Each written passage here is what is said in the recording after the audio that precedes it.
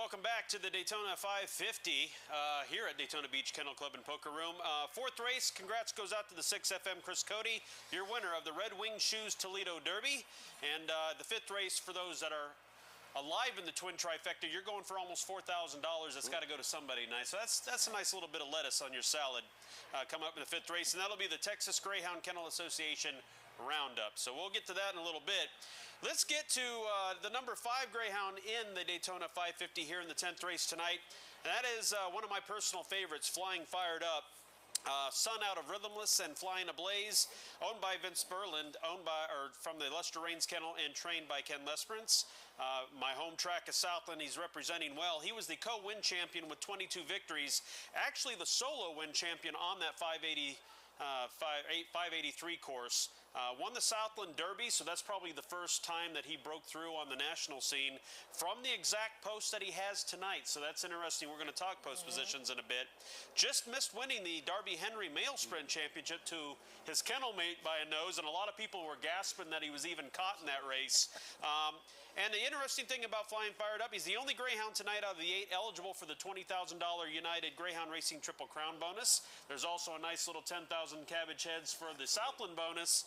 And the only Greyhound, since I can say this, that actually won from post 9.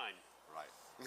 So there we go. That's the only time I can say that. So we're with Ken Lesperance now, Ken, and we've been talking a lot about Flying Fired Up and just overall the field. A lot of speed, a lot of talent.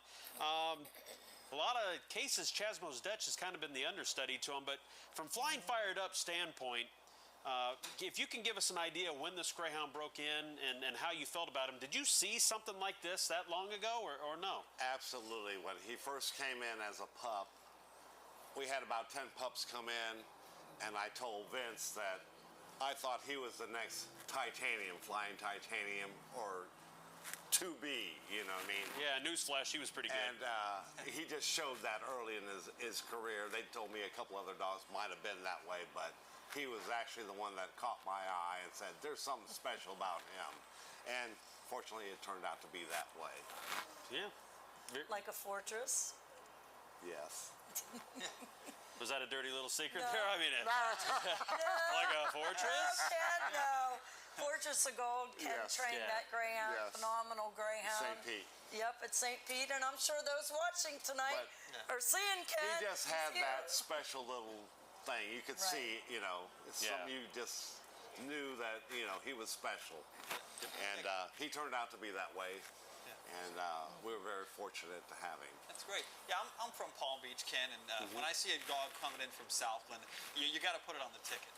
You have 2 in this race. You have Chasmo's Dutch and Flying Fired Up. We talked before about how Dutch isn't getting a lot of credit in this race. Right. In a 2-dog match race, who wins between your 2 Greyhounds? It's a toss-up. You'll find out tonight. It's actually a kennel mate little thing going on there. Dutch win 1,